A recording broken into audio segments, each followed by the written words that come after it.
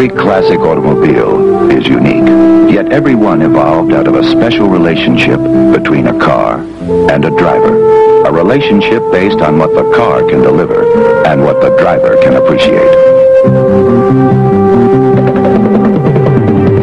The styling is timeless. The ride, smooth and stable. The steering is responsive, with a firm feel of the road.